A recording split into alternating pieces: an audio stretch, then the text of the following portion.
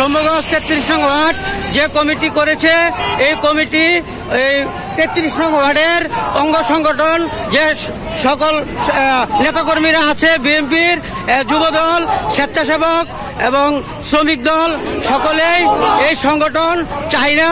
এই সংগঠন ভাঙচুর করার জন্য তারা প্রতিবাদ এবং মানববন্ধন করিতেছে।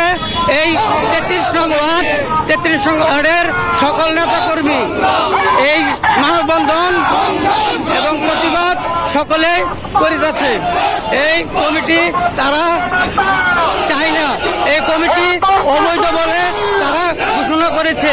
এই দেখেন আরো অন্য সংগঠনের বিএনপি নেতাকর্মী আসিতেছে, সকলেই অনেক কিছু তুলে ধরিতেছে এবং এর প্রমাণ সহ তুলে ধরিতেছে এবং এই সকলেই সত্য জিনিসটাকে এবং তুলে ধরিতেছে। এটা হলো সমগঞ্জ।